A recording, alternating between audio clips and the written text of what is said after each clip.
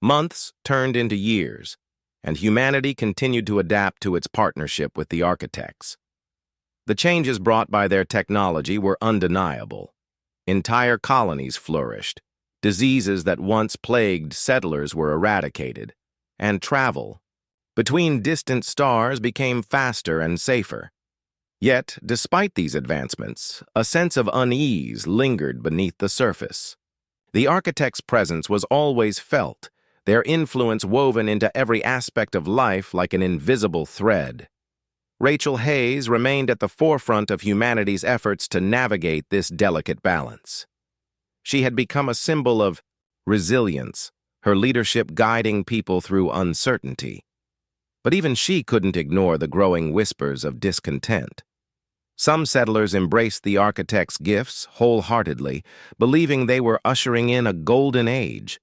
Others grew increasingly wary, convinced that humanity was trading its soul for power. Dr. Alan Carter spent his days poring over data, searching for patterns in the architects' behavior. He worked alongside Emily Dawson, whose expertise in linguistics helped decode fragments of their language. Together, they uncovered subtle clues hidden within the transmissions, phrases that hinted at long-term consequences no one had anticipated. "It's like they're planting seeds," Alan said during one of their late-night discussions. "Seeds we don't fully understand." Emily nodded, her eyes shadowed with worry. "And those seeds could grow into something dangerous. We need to figure out what they really want before it's too late." Meanwhile, Marcus Lee focused on safeguarding humanity's autonomy. His team developed safeguards to ensure that any technology provided by the architects couldn't be used against humanity itself.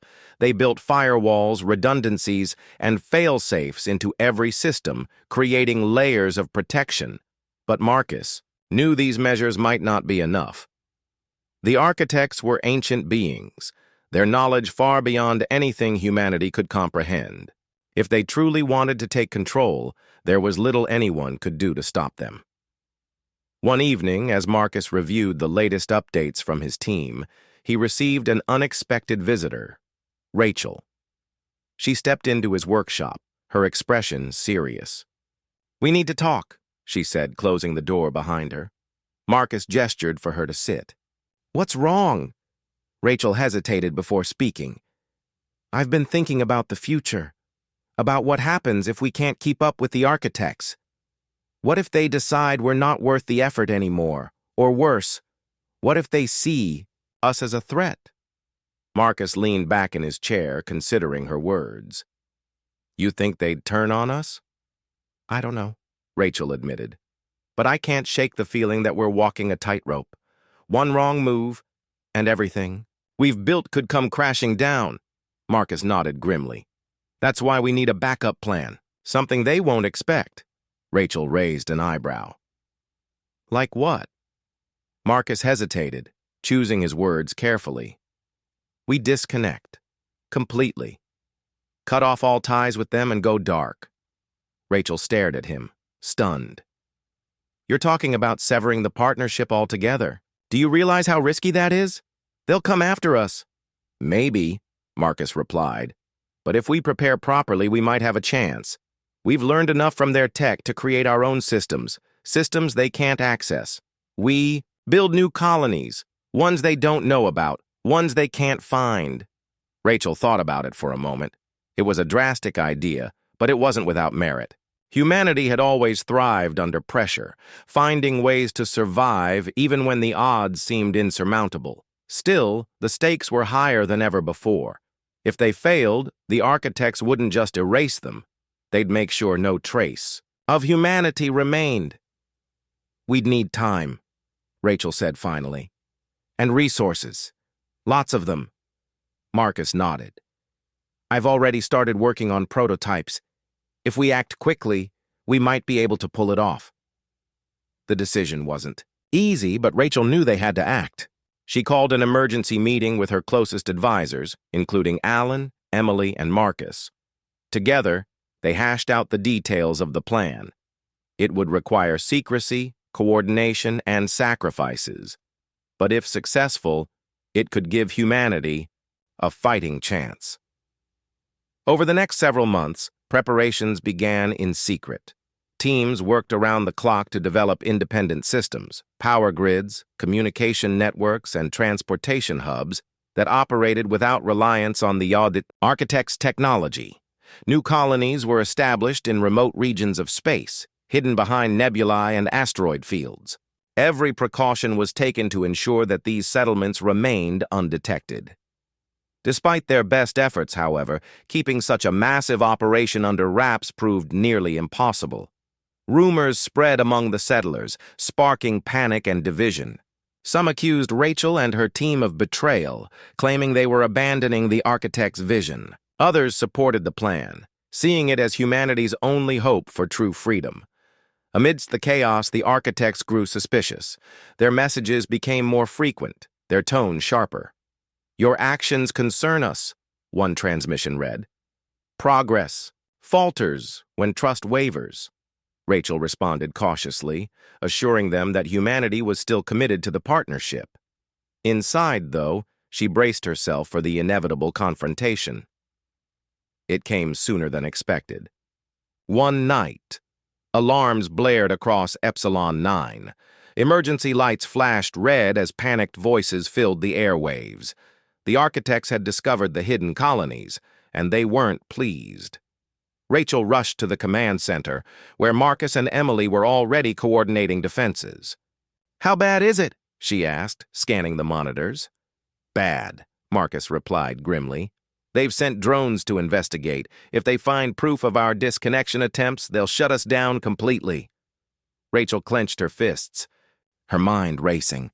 "We need to buy ourselves time. Can we disable the drones?" Emily shook her head. "Not without revealing our position. If we attack, they'll know exactly where we are." "Then we evacuate," Rachel decided. "Get everyone to the nearest safe zone. We'll regroup and figure out our next move." The evacuation was chaotic but swift. Settlers scrambled onto ships, fleeing toward the hidden colonies. As the last vessel departed, Rachel stayed behind, ensuring no one was left behind. Only when she was certain everyone was safe did she board her ship and leave Epsilon 9 behind. From a distance, she watched as the architect's drones descended upon the station. They moved methodically, dismantling structures and erasing evidence of humanity's defiance. It was a sobering reminder of their power and their ruthlessness. In the weeks that followed, Rachel and her team regrouped in one of the hidden colonies. Life was difficult, resources were scarce, and morale was low, but for the first time in years, they felt free. Free from the architect's watchful eyes, free from the constant pressure to conform. Rachel stood on the edge of the settlement, gazing out at the unfamiliar stars. She didn't know what the future held, but she knew one thing for certain: humanity had chosen its path. They had rejected the architect's offer of integration, opting instead for independence, even if it meant starting over from scratch. As she looked around at the faces of her fellow settlers, she felt a spark of hope. Humanity had faced countless challenges throughout its history, yet it had always endured. This time would be no different. Together they would rebuild, explore, and thrive. Not as pawns in someone else's game, but as masters of their own destiny. And somewhere, deep in the vastness of space, the architects watched silently, waiting to see what humanity would do next. The days following humanity's agreement with the architects were filled with both excitement and tension. News of the partnership spread across neighboring colonies and empires, sparking debates and speculation. Some saw it as a bold step forward, a chance for humanity to rise above its limitations and join the ranks of the galaxy's most advanced civilizations. Others viewed it with suspicion, fearing that the architect's intentions might not be as noble as they seemed. For Rachel Hayes and her team, however, there was no time to dwell on opinions or doubts. They had work to do. Back on Epsilon 9, preparations began in earnest. The ruling council tasked Dr. Alan Carter and Emily Dawson with leading efforts to decode more of the architect's technology and establish communication protocols. Marcus Lee worked tirelessly to interface the Eclipse's systems with the station's infrastructure, ensuring that any data shared by the architects could be safely integrated without causing disruptions.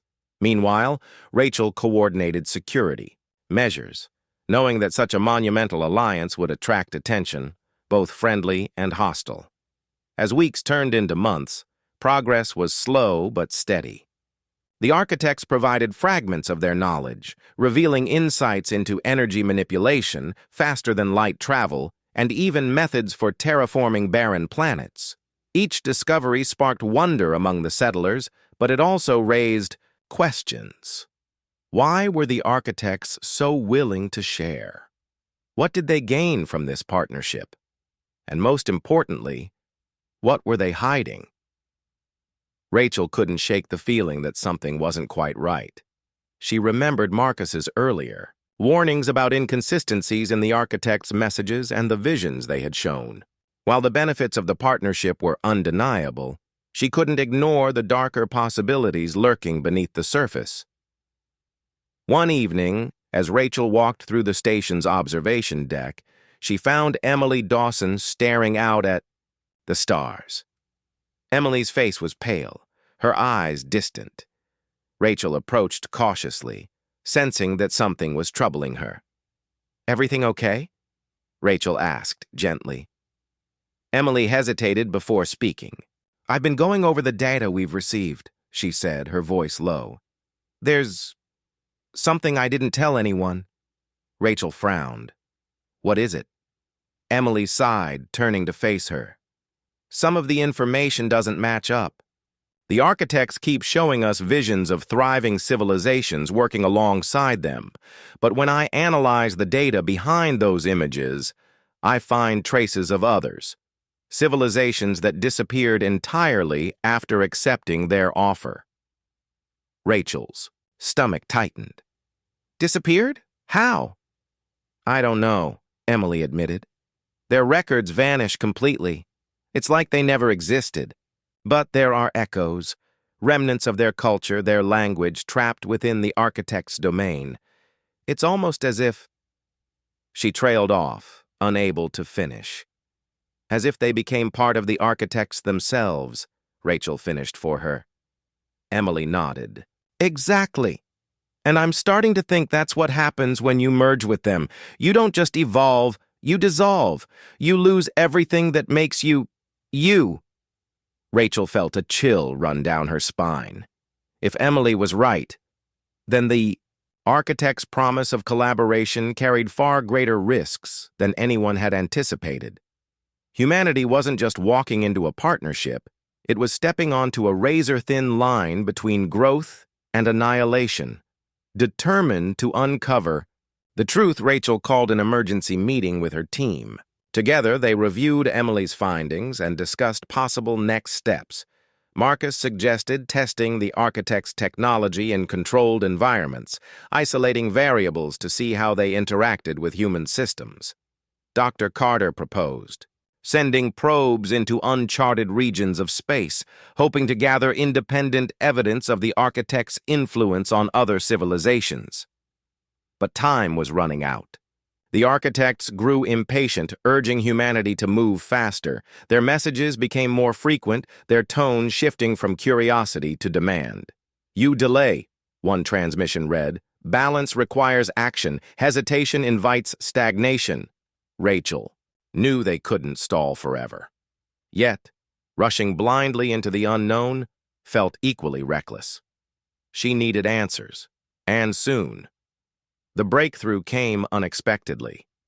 During routine scans of the Eclipse, Marcus discovered a hidden compartment deep within the ship's core. Inside, he found a small device similar to the one Rachel had encountered earlier, a map etched with glowing patterns. But this one was different. Its symbols pulsed faintly, as though alive. And when Marcus touched it, a flood of images overwhelmed him. He stumbled back, gasping for air as the visions unfolded in his mind. He saw worlds teeming with life, their skies painted with colors beyond imagination. He saw humans walking among the architects, their bodies aglow with radiant energy. But he also saw destruction, planets crumbling, stars collapsing, entire galaxies swallowed by darkness. And amidst it all, he saw the architects, their forms towering and serene, watching as civilizations rose and fell like waves on an endless shore. When the visions faded, Marcus collapsed to his knees, trembling. Rachel rushed to his side, helping him to his feet. "What did you see?" she asked urgently. Marcus took a deep breath, struggling to compose himself.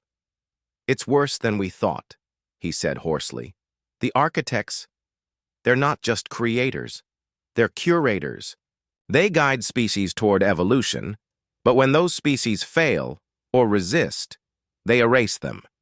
Entire civilizations wiped clean, their essence absorbed into the architect's domain." Rachel's heart sank. This was the truth they had feared. The architects weren't offering partnership out of goodwill. They were conducting experiments, pruning the galaxy's inhabitants like gardeners shaping unruly plants. Humanity's choice wasn't between freedom and surrender. It was between survival and extinction. Armed with this knowledge, Rachel made a decision. She gathered her team and addressed them with unwavering resolve. "We can't trust the architects fully," she said, "but we also can't turn our backs on them. If we reject their offer outright, we risk becoming another failed experiment. Instead, we need to take control of our destiny. We'll use their technology to strengthen ourselves, not to merge with them, but to stand on equal footing." Her words resonated with the group. Together, they devised a plan. They would accept the architect's gifts selectively, using their advancements to bolster humanity's defenses while maintaining strict safeguards against full integration. At the same time, they would search for ways to counteract the architect's influence, ensuring that humanity retained its autonomy no matter what happened. When Rachel presented this strategy to the ruling council, it sparked heated debate. Some argued that defying the architects, even subtly, was too dangerous. Others supported Rachel's approach, believing it was the only way to protect humanity's future. In the end, the council voted in favor of proceeding cautiously, trusting Rachel's leadership. Months passed, and humanity began to change. With the architect's guidance, new technologies emerged: clean energy sources, medical breakthroughs, and interstellar travel methods that defied previous limitations. Settlements flourished and morale soared. Yet beneath the surface, vigilance remained. Teams led by Rachel, Dr. Carter, and Marcus continued studying the architect's methods, searching for weaknesses and preparing for the possibility of conflict. Then, one day, the architects sent a final message. "You have proven resilient," it read. "Your potential is vast.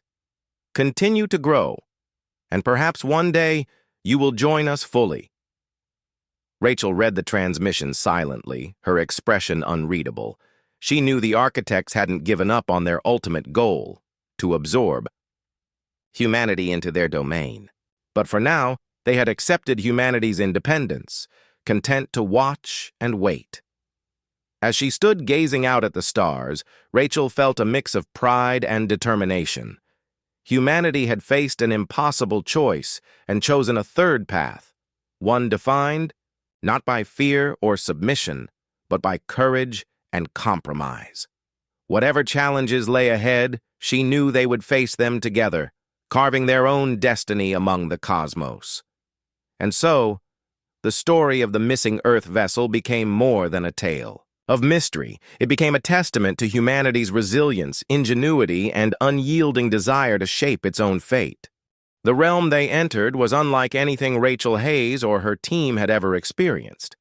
It wasn't just a place. It felt alive, pulsing with energy and light. The air shimmered around them, filled with colors that shifted and danced like reflections on water. Floating structures hovered in the distance, their surfaces glowing faintly, as if powered by an inner fire. Between these constructs stretched vast fields of stars, swirling together in patterns too intricate to comprehend. Standing before Rachel and her team were the architects. Their forms towered above them, translucent and ever-changing. They didn't look solid, not in the way humans understood solidity. Instead, their bodies seemed made of liquid light, flowing and reshaping themselves constantly. Despite their size and otherworldly appearance, there was no sense of menace. If anything, their presence exuded calmness, even serenity. Yet, beneath that calm, Rachel couldn't shake the feeling that they were being studied, analyzed in ways she couldn't begin to understand. One of the architects moved closer, its form stabilizing slightly into something resembling a humanoid shape. Its voice resonated not through sound, but directly within their minds, deep and melodic. "You have come," it said simply, the words carrying weight far beyond their simplicity.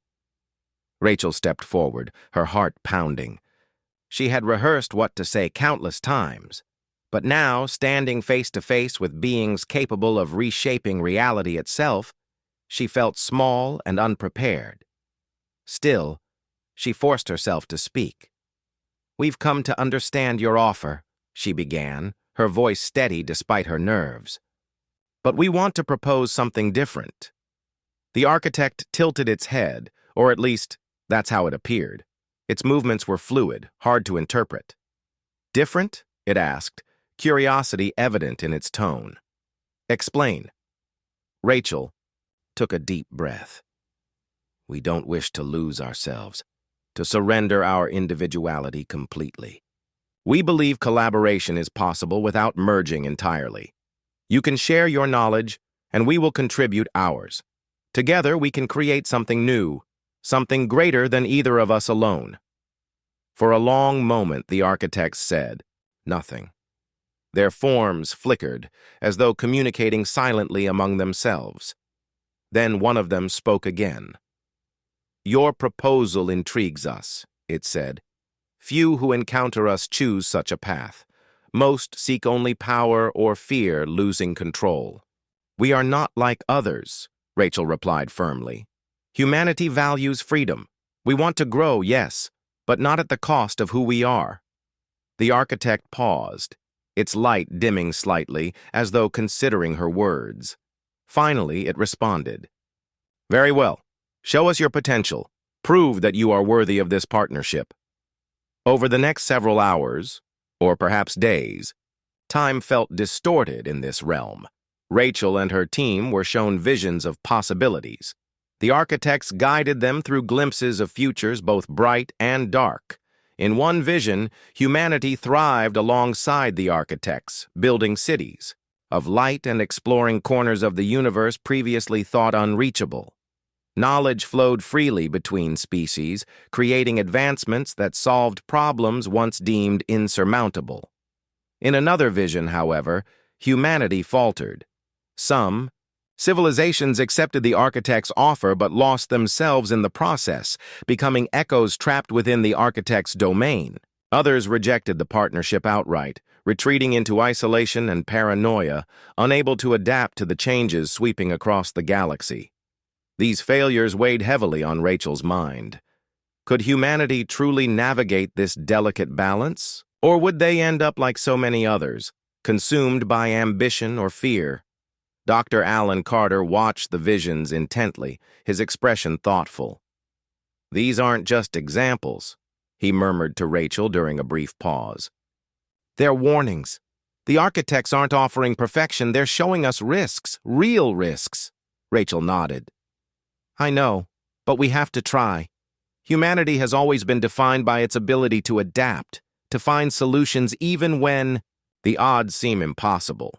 As the visions continued, Marcus Lee noticed inconsistencies.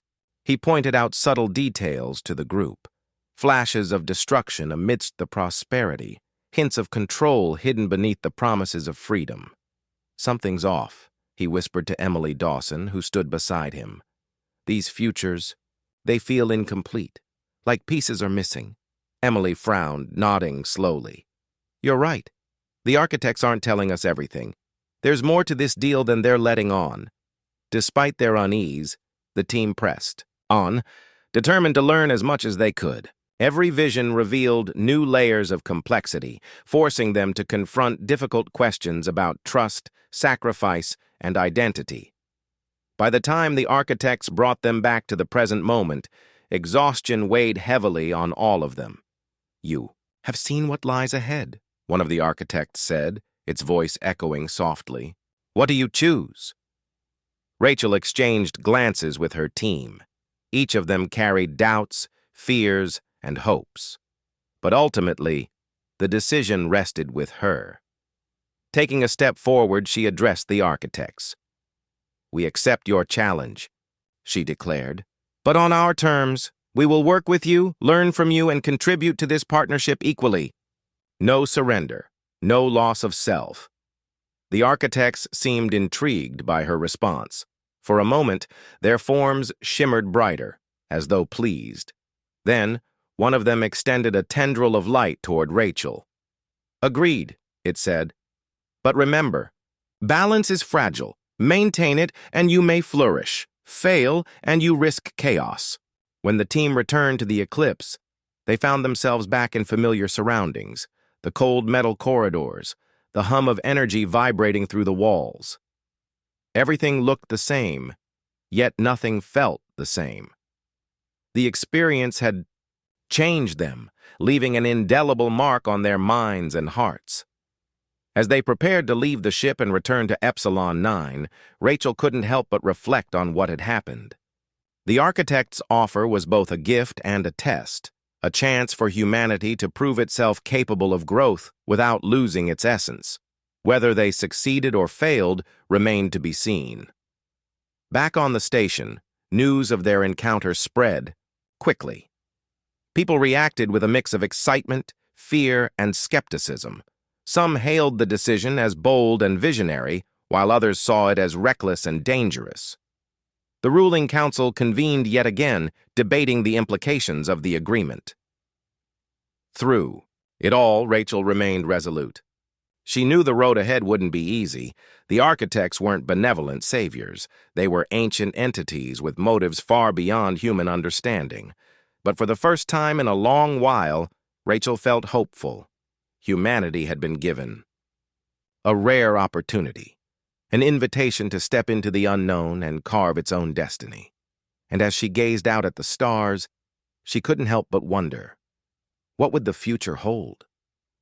The whispers from the eclipse grew louder, more insistent. They weren't just confined to the docking bay anymore. They echoed through the corridors of Epsilon 9, slipping into the minds of settlers and crew members alike. People began acting, strangely, distracted by thoughts they couldn't explain. Some claimed to hear their own names being called, while others reported vivid dreams of towering figures made of light, their forms shifting and shimmering like liquid stars. Rachel Hayes felt the pull, too.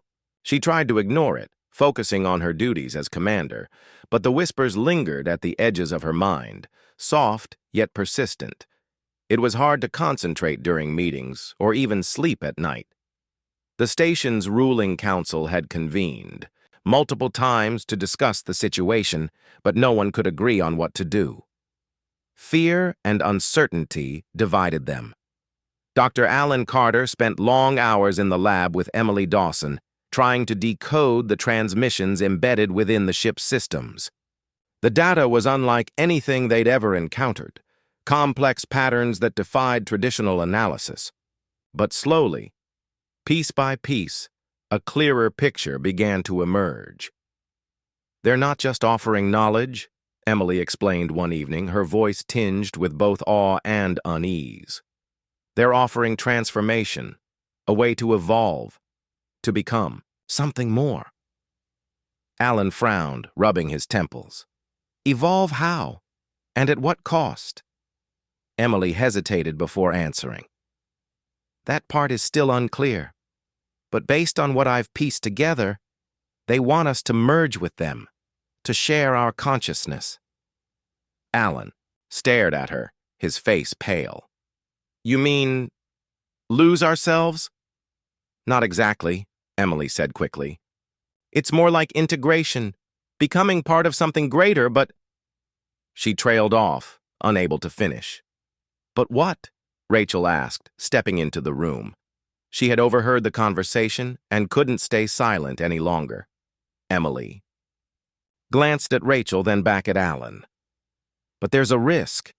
If we accept, we might lose our individuality, our humanity. Rachel crossed her arms, thinking. So basically, they're asking us to gamble everything for a chance at, what, immortality, power? It's not just about power, Emily replied. From what I can tell, these beings, let's call them the architects, they see themselves as creators. They've helped civilizations rise and fall across the galaxy. Now, they're offering us the same opportunity. And if we say no? Rachel asked. Emily shook her head. I don't know. That's the part I haven't figured out yet, but I doubt they'll take rejection lightly. News of the architects' offer spread quickly, sparking heated debates across Epsilon 9. Some argued that accepting the proposal was humanity's destiny, a chance to ascend beyond their limitations and join the ranks of the galaxy's most advanced species. Others saw it as a trap, a way for the architects to manipulate and control them. Tensions ran high, and arguments erupted in public spaces, homes, and council chambers. Among those advocating caution was Marcus Lee, a seasoned engineer who had been tasked with studying the Eclipse's technology. He was a quiet man, known for his methodical approach to problem-solving, but lately he had grown increasingly vocal about his concerns. I've been analyzing the energy signatures from the ship, Marcus told Rachel during one of their briefings. There's something off about them. The patterns are inconsistent, almost like interference. Inconsistent how? Rachel asked, leaning forward. Marcus hesitated, choosing his words carefully. It's subtle, but it's there, like they're hiding something. Or maybe lying. Rachel frowned. You think the architects aren't being honest with us? I'm not saying that outright, Marcus replied. But we need to be careful. If we rush into this without fully understanding what we're getting into, we could end up regretting it. Rachel nodded, her expression grim. She trusted Marcus's judgment. He had a knack for spotting flaws others overlooked. Still, she couldn't shake the feeling that time was running out. The whispers were growing stronger, more urgent, and the hum from the Eclipse now permeated every corner of the station. Whatever the architects wanted, they weren't going to wait forever. As the days passed, strange sightings became more frequent. Settlers reported seeing ghostly figures walking among them, their forms translucent and flickering like static on a screen. Some claimed the figures spoke to them, promising answers to questions they hadn't even asked. Others described feeling a deep sense of peace when near them, as though all their worries had vanished. One night, Rachel decided to investigate these claims herself. She walked through the station's dimly lit corridors, her footsteps echoing softly against the walls. The air felt heavy, charged with an energy she couldn't quite place. Then she saw it, a figure standing at the far end of the hallway, its outline blurred and indistinct. "Who's there?"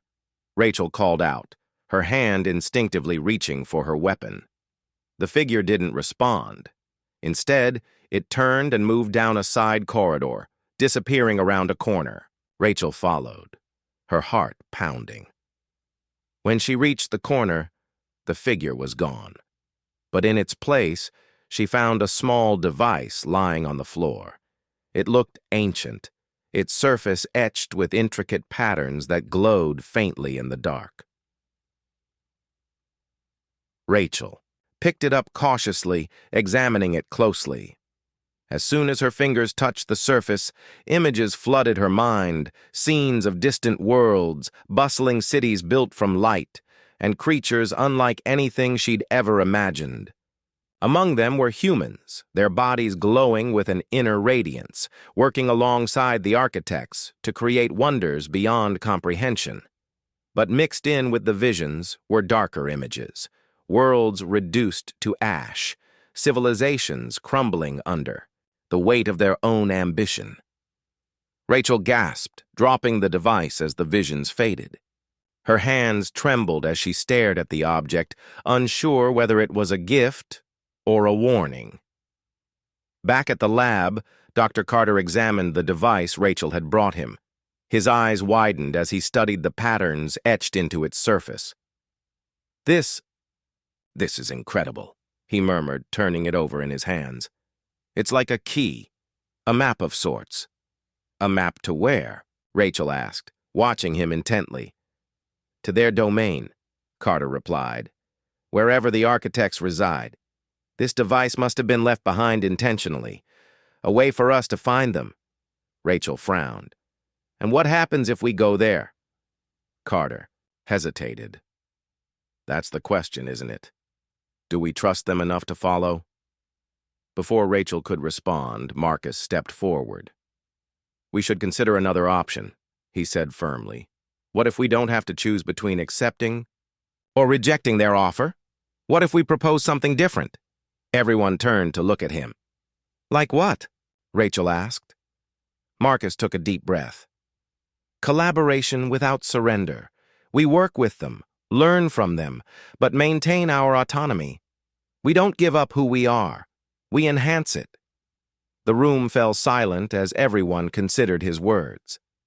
It was a risky idea, perhaps even naive, but it offered a middle ground. For the first time in days, Rachel felt a flicker of hope. Maybe there was a way to navigate this situation without losing themselves entirely. The decision rested with Rachel and her team. After hours of deliberation, they agreed to present Marcus's proposal to the architects. But first, they needed to make contact, and that meant returning to the eclipse. The thought filled Rachel with dread, but she knew it was the only way forward. As they boarded the ship once again, the hum vibrated through their bones, louder than ever before. The glowing sphere in the engine room pulsed with anticipation, as though waiting for them. Rachel approached it cautiously, holding the device in her hand. "We're ready," she said aloud, her voice steady despite the fear gnawing at her insides. "Show us your world." For a moment, nothing happened. Then, the sphere flared brightly, enveloping the team in a blinding light. When the light faded, they found themselves standing in a realm unlike anything they'd ever seen, a vast expanse filled with floating structures made of pure energy. Towering forms loomed above them, their shapes constantly shifting and changing. The architects had answered their call. The reappearance of the eclipse iron sent shockwaves through Epsilon 9. People couldn't stop talking about it. News spread quickly, not just among the settlers, but also to neighboring colonies and even distant empires. Everyone wanted to know what had happened to the ship and why it had returned after so many centuries. Some were fascinated by the mystery, while others were terrified. Theories ranged from logical explanations to wild speculation, but no one had any real answers. Among those drawn to the story was Dr. Alan Carter, a historian who specialized in early human space exploration. He had spent most of his life studying old Earth ships and their journeys into the unknown. When he heard about the eclipse, he knew he had to be part of the investigation. For him, this wasn't just a chance to uncover the truth. It was an opportunity to rewrite history. Rachel Hayes welcomed Dr. Carter aboard the team. She respected his expertise and hoped his knowledge might shed light on the strange events surrounding the ship. Together with Lieutenant Sarah Bennett and a few other crew members, they began combing through the data recovered from the eclipse. Every detail mattered, no matter how small or insignificant it seemed. Dr. Carter started with the ship's logs. They were fragmented and incomplete, damaged by time and whatever catastrophic event had occurred aboard the vessel. But as he pieced them together, a clearer picture began to emerge. The logs revealed that the Eclipse had been on a routine mission, transporting supplies between Earth and one of its earliest colonies. Everything appeared normal at first, until the final entry. The crew reported seeing something, Dr. Carter explained during one of their meetings. They didn't describe it clearly, but they mentioned anomalies, strange readings, lights in the distance, then silence. "What do you think it means?" Rachel asked, leaning forward in her chair. Dr. Carter frowned, rubbing his temples. "I'm not sure yet, but there's more." He pulled up another section of the logs. Before the last entry, the captain wrote about altering course. They weren't heading toward their destination anymore. They were following coordinates outside known space charts. "Outside known charts?" Sarah repeated, her voice tinged with disbelief. "That doesn't make sense. There's nothing out there." "Exactly," Dr. Carter said, "which makes me wonder, did they find something? Or did something find them?"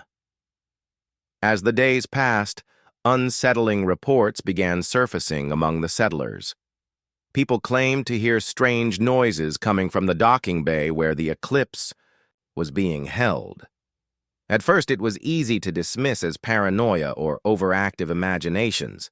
After all, the ship was ancient and creepy enough without adding ghost stories to the mix. But then the sightings started. Workers assigned to guard the Eclipse reported seeing shadowy figures moving inside the ship when no one else was there.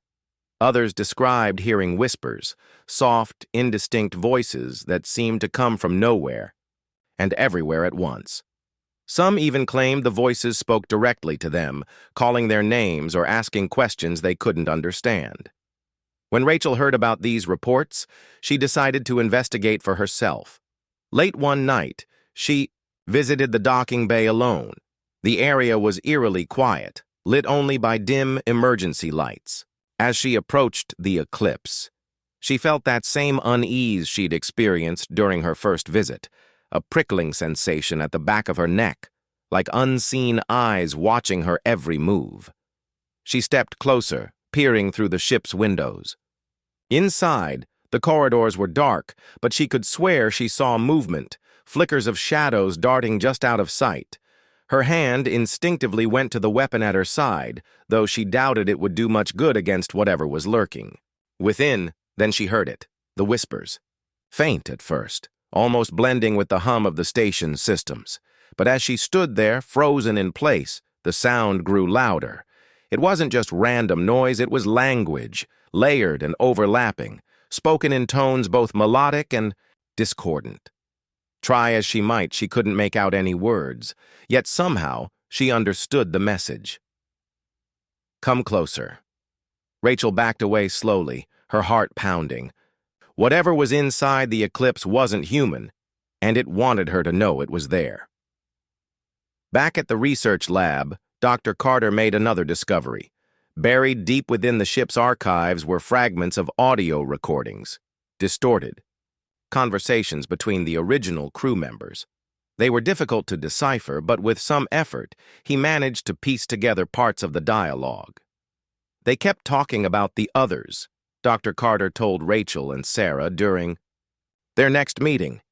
Whoever, or whatever they encountered, the crew referred to them as the others, and they weren't sure whether to trust them. Sarah frowned. What did these others want? "That's the strange part," Dr. Carter replied. "From what I can gather, they offered the crew something. Knowledge, power, maybe both. But the crew argued about whether to accept. Some thought it was too dangerous, while others believed it was worth the risk." Rachel leaned back in her chair, thinking. "So they made a deal?" "I don't think so," Dr. Carter said. "The recordings cut off before we learn what happened. But based on the condition of the ship, I'd say things didn't end well." Before they could discuss it further, an alarm blared through the station. Emergency lights flashed red, casting long shadows across the room. Rachel jumped to her feet, grabbing her communicator. "What's going on?" "It's the Eclipse," came the panicked reply. Power fluctuations are causing disruptions throughout the station. We're losing control of critical systems." Without hesitation, Rachel, Sarah, and Dr. Carter rushed to the docking bay. By the time they arrived, chaos had erupted. Workers scrambled to contain the situation as sparks flew from overloaded panels. The hum emanating from the eclipse had grown deafening, vibrating through the walls and shaking the floor beneath their feet. Rachel stared at the ship, her mind racing. Something was happening, something big. Whatever secrets the eclipse carried, they weren't staying hidden anymore. Later that evening, after the crisis had been contained, Rachel found herself sitting alone in her quarters. She couldn't shake the feeling that they were missing something important. The eclipse wasn't just a relic of the past. It was a harbinger of something greater, something that could change everything. Her thoughts were interrupted by a knock at the door. She opened it to find Emily Dawson, a linguist who had been working tirelessly to decode the alien transmissions captured during the initial scans. Emily looked exhausted but determined. "I need to talk to you," Emily said, stepping inside. "About the whispers." Rachel closed the door behind her. "What about them?" Emily hesitated, choosing her words carefully. "I've been analyzing the patterns in the voices. They're not random. They're forming sentences, phrases. I think they're trying to communicate." Rachel's eyes widened. "What are they saying?" Emily took a deep breath. "It's hard to translate, but the gist is this. They're offering us something, knowledge, power, a way to transcend our limitations." Rachel felt a chill run down her spine. "And the cost?" Emily shook her head. "That's the part I haven't figured out yet. But if the crew of the Eclipse debated accepting, then we should tread carefully. Whatever these beings are, they're playing a long game." Rachel nodded, her expression grim. "We'll figure it out, but we need to be ready for anything." As Emily left, Rachel stared out the window at the stars. The universe was vast and full of wonders, but also dangers. The eclipse had brought them face to face with both. What happened next would define not just their future, but the future of humanity itself. The year was 3027, and humanity had spread far beyond Earth. The old blue planet was now a distant memory, a place spoken of in history books and bedtime stories. People lived on dozens of planets, moons, and space stations scattered across the galaxy. Empires had risen and fallen, alliances had been forged and broken, and the universe felt vast and unpredictable. But even in this age of advanced technology and endless possibilities, there were still mysteries that baffled everyone. On a quiet day in orbit around Epsilon 9, one of the oldest human colonies, something strange happened. A ship appeared out of nowhere. It wasn't just any ship, it was an Earth vessel, a relic from centuries past.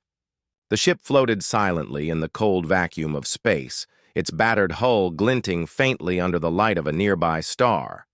No one could believe their eyes. This was impossible. Ships like this hadn't been seen in over 500 years. Commander. Rachel Hayes stood on the bridge of her patrol ship, staring at the readings on her console. Her dark hair was tied back neatly, and her sharp green eyes scanned the data with intense focus. She had spent most of her life serving in the fleet, but nothing had prepared her for this moment. The object before them matched the description of an old Earth cargo hauler called the Eclipse. Records showed it had departed Sol system centuries ago, never to return. Yet here it was, drifting as if time itself had forgotten about it. Rachel turned to her crew. "What do we know?" she asked, her voice calm but firm. Lieutenant James Parker, a young officer with a nervous habit of tapping his fingers against his leg, glanced up from his station. "It's definitely the Eclipse out, Commander. The registry matches and the design is unmistakable, but—" He hesitated, glancing at the screen again. "There's no power signature, no life signs, nothing." Rachel frowned. "Send out a communication signal. Let's see if anyone responds. James nodded and began typing commands into his console. Seconds passed, then minutes. The silence on the bridge grew heavier with each passing moment. Finally, James shook his head. "Nothing, Commander, no response." Rachel crossed her arms, thinking. "Prepare a boarding party. We need to check it out." An hour later, Rachel led a small team aboard the Eclipse. The airlock hissed open, revealing a dimly lit corridor. The smell of stale air hit them, immediately, thick and musty, like the ship had been sealed shut for centuries. The walls were scarred with dents and scratches, evidence of battles fought long ago. Dust covered every surface, and the floor creaked under their boots as they moved deeper inside. "This place feels wrong," muttered Lieutenant Sarah Bennett, a tall woman with short blonde hair. She held her weapon tightly, her eyes darting nervously around the corridor. "It's like it's been abandoned for hundreds of years, but—" She trailed off, unable to finish her thought. "But what?" Rachel asked, turning to look at her. Sarah hesitated. "It's hard to explain. It's like I can feel something watching us." Rachel didn't dismiss Sarah's words. She felt it too, a strange unease, a prickling sensation at the back of her neck. Still, they pressed on, moving carefully through the ship. Every step revealed more clues about what might have happened here. In the crew quarters, personal belongings lay untouched. Photos of smiling families, clothes hanging in closets, books stacked neatly on shelves. It was as if the crew had vanished without warning. In the mess hall, trays of food sat on tables, half-eaten meals frozen in time. Rachel picked up a fork, examining it closely.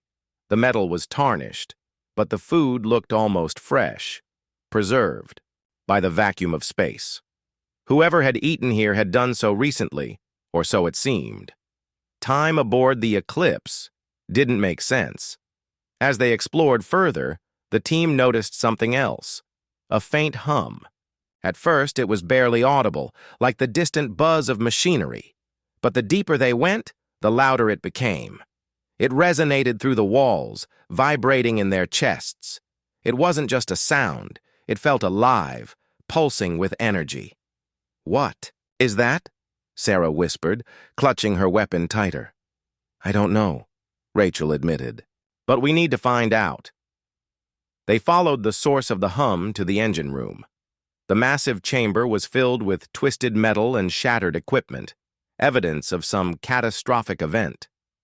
In the center of the chaos stood a glowing sphere, hovering silently in mid-air. Its light pulsed rhythmically, matching the hum that filled the room. Rachel approached cautiously, her heart pounding in her chest. "Stay back," she ordered, raising a hand to stop the others. "We don't know what this is." But the sphere didn't react. It simply hovered there, radiating warmth and energy. Rachel reached out tentatively, her fingers brushing against its surface.